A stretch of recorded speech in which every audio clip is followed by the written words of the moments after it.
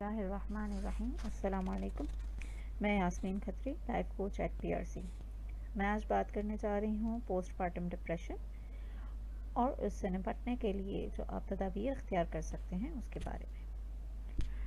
बच्चे की पैदाइश के बाद शुरू के 2 से 3 हफ्ते माँ की सेहत के लिए इंतहाई अहम होते हैं, क्योंकि इसमें अक्सर माएँ एक ख़ास किस्म के डिप्रेशन या एक ख़ास किस्म की कंडीशन का शिकार हो जाती हैं, जिसे हम पोस्टपार्टम डिप्रेशन कहते हैं।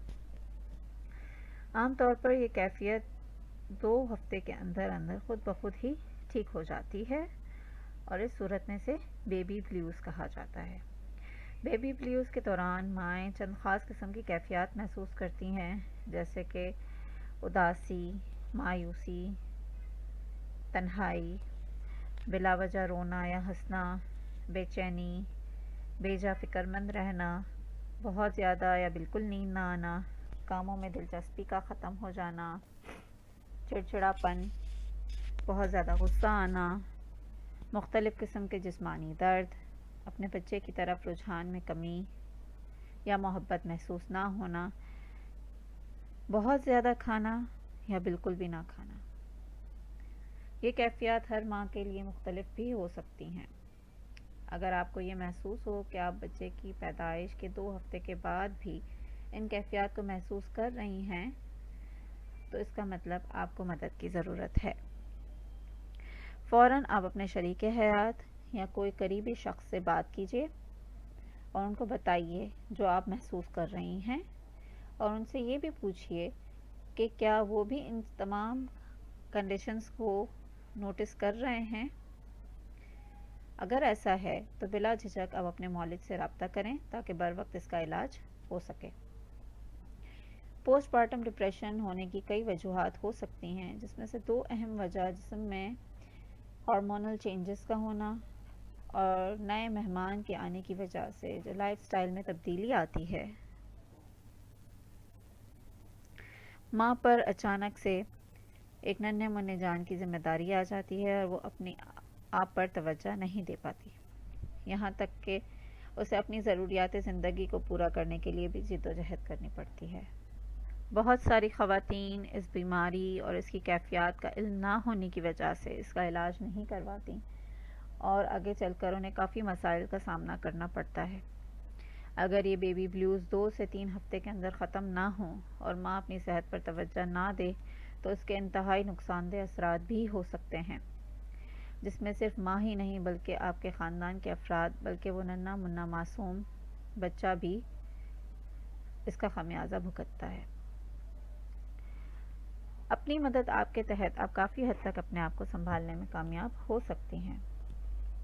चंद बातें मैं आपसे शेयर करूंगी जो आपको मदद देंगी बेबी ब्लूज़ से को मैनेज करने के लिए, या बेबी ब्लूज़ के दौरान जो आपकी कंडीशन होती है, जो इमोशनल चेंजेस आती हैं बॉडी के अंदर, उसको मैनेज करने में। सबसे पहली बात ये याद रखिए कि आपकी जो एहसासात हैं, आपकी जो थॉट्स हैं या आपकी जो परेशानियां हैं, उनको ज़रूर किसी ना किसी से शेयर कीजिए, चाहे वो आपका शरीक हयात हो या घर का कोई और फ़र्द या कोई भी और करीबी अज़ीज़।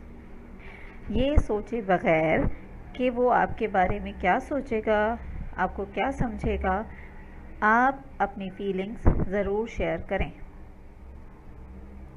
अगर मौका मिले तो कागज़ पर अपनी तमाम थॉट्स को नोट डाउन कीजिए, तहरीर कर लीजिए। आपके दिल के अंदर जितना भी गुबार है, जो भी आपके जहन में ख़यालात आते हैं, उनको लिखने से आपके जहन को बहुत ज़्यादा सुकून मिलेगा। आपके दिल के अंदर जो बोझ है वो काफ़ी हद तक कम हो जाएगा। दूसरी बात जो आपको याद रखनी है, अपने आप को ये यकीन दिलाइए कि ये कैफियत बिल्कुल आर्जी है और वक्त के साथ ये कंडीशन आपकी ख़त्म हो जाएगी, आप नॉर्मल हो जाएंगे। जो भी आपके जहन में ख़यालात आ रहे हैं या जो भी नेगेटिव थॉट्स आप सोच रही हैं, वो बिल्कुल भी हकीकत नहीं है, वो सिर्फ थॉट्स हैं, उनका रियलिटी से कोई ताल्लुक़ नहीं है। दूसरी चीज़, कैट नैप लेने की आदत डालनी होगी आपको। कैट नैप से मुराद ये है कि आपको जिस वक्त भी मौका मिले, जिस वक्त भी आप समझें कि आपका बेबी जो है वो सोया हुआ है या वो काम है, उस वक्त आप कुछ देर आराम कर लीजिए और आप भी सो लीजिए। क्योंकि नींद बाज़ औक़ात मुकम्मल नहीं हो पाती, बच्चे रात में भी बहुत ज़्यादा उठते हैं, दिन में भी कम ही सोते हैं, जिसकी वजह से माँ की नींद पर बहुत ज़्यादा असर पड़ता है। तो जैसे ही आपको मौका मिले आप ज़रूर सोइए ताकि आप भी थोड़ी देर रिलैक्स हो सकें। इसके बाद आप इस बात का ख़याल रखें कि आप जो ग़िज़ा इस्तेमाल कर रही हैं वो सेहत बख्श ग़िज़ाएँ हैं। सेहत बख्श ग़िज़ाओं से मुराद ऐसी ग़िज़ाओं का इस्तेमाल ज़्यादा से ज़्यादा करें जिसकी मदद से डिप्रेशन पर काबू पाया जा सकता है और उन्हें पकाने की भी ज़रूरत नहीं पड़ती। घर के कामों के लिए और अपने ज़ाती कामों के लिए अपने करीबी अफराद से मदद लेने में बिल्कुल भी मत शर्माइए। आप अभी अभी माँ बनी हैं और आपकी ज़िंदगी का निज़ाम पूरी तरह से उलट पुलट हुआ है। ऐसे में अगर घर के किसी फ़र्द से या तजर्बाकार ख़ातून से आप मदद लेंगी तो वो आपके लिए इंतहाई मुफीद साबित हो सकता है। कभी कभार ऐसा भी होता है कि किसी की बात हमें बहुत ज़्यादा बुरी लग जाती है या छोटी सी बात पर हमें बहुत ज़्यादा गुस्सा आ जाता है, या फिर अगर कोई हमें किसी तरह का मशवरा देना चाहे तो वो हमें मशवरा नहीं बल्कि क्रिटिसिज्म फ़ील होने लगता है। अगर ऐसी सूरत हाल का आपको सामना करना पड़े तो उस वक्त गहरी सांस लीजिए, अपने आप को रिलैक्स कीजिए और इस बात का ख़याल रखिए कि ज़रूरी नहीं है कि आप हर बात का जवाब दें।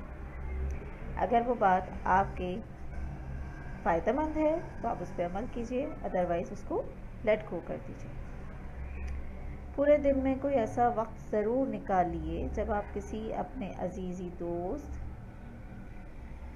या घर के किसी और फ़र्द से किसी भी हल्के फुल्के मौजू पर गुफ्तो शनीद कर सकते हैं। चहलकदमी या वर्जिश की ज़रूर आदत डालिए। दिन में एक बार अगर हल्की फुल्की वर्जिश होगी तो वो आपके लिए रिफ़्रेशिंग होगा।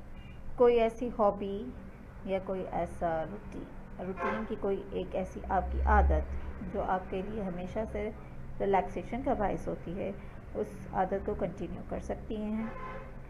फॉर एग्ज़ाम्पल, अगर आप किताबें पढ़ने की शौकीन हैं तो किताबें पढ़िए, अगर आप गार्डनिंग की शौकीन हैं तो उसमें कुछ देर अपना वक्त गुजारिए, या इसके अलावा अगर आपको कोई गेम्स पसंद हैं तो आप गेम्स भी खेल सकती हैं। यानी कि कोई भी ऐसा मशगला जिससे आप रिलैक्स महसूस करें वो कम से कम दिन में एक बार ज़रूर कीजिए। बेबी ब्लूज़ के दौरान अपने शरीक हयात से करीब रहिए। शरीक हयात के साथ बातचीत करना, उनको गले लगाना, उनको बोसा देना आपको सुकून देगा और आपके ज़हनी तनाव में कमी आ जाएगी। नफास की वजह से जो नमाज़ों में खलल आता है बाज़ औक़ात वो भी ख़वातीन के लिए परेशानी का बायस बनता है। तो यहाँ इस बात को याद रखिए कि ये निज़ाम अल्लाह ताला का बनाया हुआ है, इसमें इंसान का कोई अमल दखल नहीं।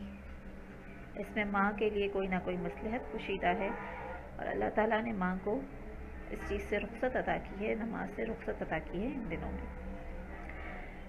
अल्लाह पर कामिल यकीन रखिए, आपको ये मर्तबा उसी ने अता किया है और ये मुश्किल, ये परेशानी उसी की तरफ से है और ये वक्त भी गुजर जाएगा। अस्कार की पाबंदी करें, मऊस्तैन पढ़ें, ख़ुद पर भी दम कीजिए और बच्चे पर भी दम करती रहिए। आप ऐसा भी कर सकती हैं कि जब बच्चे को आप दूध पिला रही हों तो उस दौरान बाआवाज़ बुलंद जो भी छोटी छोटी सूरतें आपको याद हों उनकी तिलावत किया करें, ताकि ये आवाज़ आप और आपके बच्चे के लिए सुकून का बायस बने। एक बात याद रखिए कि आप इंसान हैं और आपकी हालत और कैफियत में उतार चढ़ाव आना बिल्कुल नॉर्मल बात है, और जो नया मेहमान आपकी ज़िंदगी में आया है उसके साथ रूटीन बनाने में आपको वक्त लग सकता है। तो इत्मीनान रखिए, आप आहिस्ता आहिस्ता नॉर्मल ज़िंदगी की तरफ माइल हो जाएंगी। और अगर इन सब बातों पर अमल करने के बाद भी आपको किसी तरह की परेशानी का सामना हो तो ज़रूर किसी काउंसलर या मौलिद से रब्ता करें। और इस राब्ते करने में और काउंसलिंग हेल्प लेने में बिल्कुल भी किसी तरह की झिझक या परेशानी की बात नहीं है। जज़ाकल्लाह खैर। अल्लाह हाफ़िज़।